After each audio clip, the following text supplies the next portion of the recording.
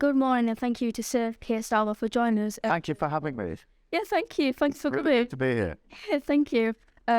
We just have a couple of questions this morning, Okay. if that's all right. Yep. Okay, so how do you plan on supporting future students attending university during this cost of living crisis? I think for students it's really tough at the moment because there's not a lot of money and the cost of living crisis hits them just the same way as it hits everybody else. You know, trying to get food, energy bills, everything is going up. I do think we can help with that. On energy bills, obviously, we led the way to saying they should be frozen so they didn't just keep going up and up and up, because that was going to be a massive increase in costs.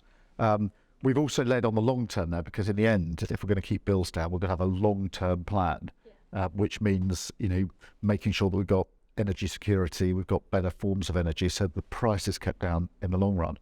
But also all the work we're doing with families on cost of living this week. The council taxes, for example, have gone up for many, many families again, which impacts students as well. We said you should freeze that. So I think there are things that can be done. I think there's other support needs to go in for students. I'm very keen for mental health support to be there, because I think, you know, we underestimate the impact that cost of living on top of everything else has on students. And then obviously the longer term ambition is, you know, the partnership for skills to make sure that students have those well-paid, high-skilled jobs in the place where they want to work. So I think there's a lot more we can do. Yeah. Okay, thank you. Yeah. Then you just touched on this in your previous answer, but how is it your party wanting to support low-income families during this cost of living? Well, I do think there are a number of things that we can do. Keeping those energy bills down is huge. Yeah. Because for many families, one, that's a massive part of their budget, and for low-income families, it tends to be an even bigger proportion than for other families. So keeping that down makes a big difference. The council tax that I mentioned, if we were in power, we would freeze council tax so you don't pay a penny more. And some people say, well, it wouldn't make much difference. But actually, on top of everything else, when the weekly shop's going up, the energy bills are going up, the price of almost everything's going up, apart from wages, which are stagnant, it will make a huge, huge difference to raise living standards everywhere. Yeah.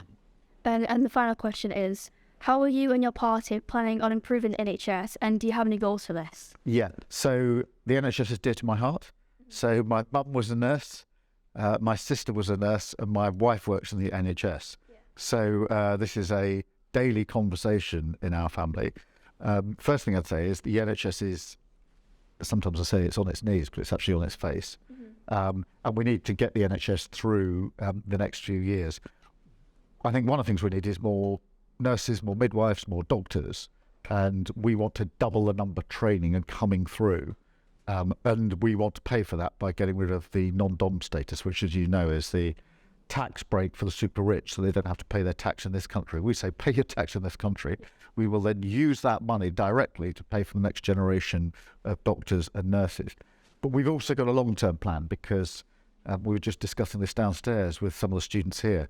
As people live longer, which is a good thing, with more conditions, we need to turn the NHS into a preventative model. Yeah. And that will include preventative approaches, use of technology, but also some of the well-being and sports stuff that this college is promoting will be part of the story, not just about sport, but about the NHS of the future. Yeah, of course. Thank you very much. Thank you. Thank you. Nice to see you, and I'll see you next time. Yeah, thank you, Tara. Thank you. Thank you. Okay, thank.